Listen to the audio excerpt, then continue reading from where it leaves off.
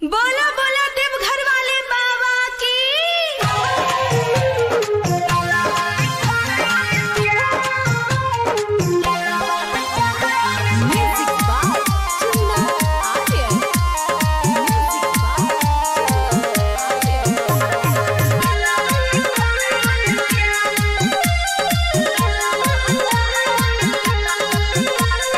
जल ढारैला मंदिर आइल है, गंगा जल से नहाई के। जल ढारैला मंदिर आइल है, गंगा जल से नहाई के।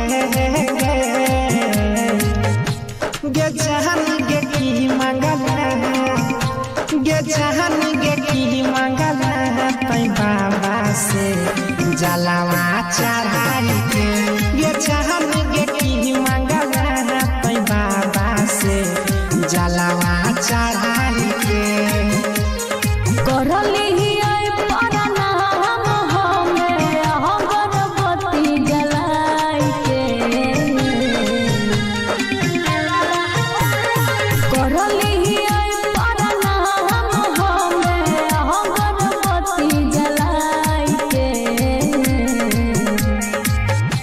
रे जहनर तोरा हम मंगलियो जलवा चढ़ाई के। रे भोला बाबा से मंगलियो तोरा जलवा चढ़ाई के।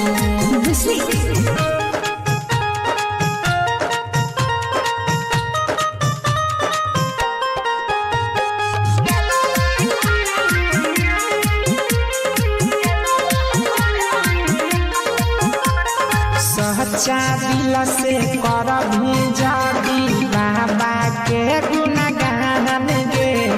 भोला बाबा सबके सुनाई छै, तोरो सुनतौ जान गे। अच्छा 5 साल से कह रही छियै सावन के सोमारी। तोहरे हमें मांगै छियै बाबा से हर बारी। बाबा से कही तौ तोरा हमर हाथ धराई के। गे जहन गे की मंगल गे जहन गे की मंगल तै बाबा से जलवा चढ़ाई के। रे जहनर तोरे हम मंगलियो जलवा चढ़ाई के।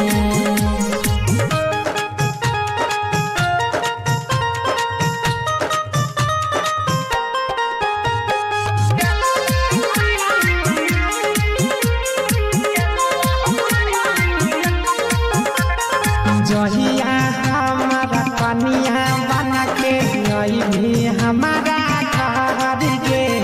दोनों मिल के जल ढारैला जइबै देवा घर के।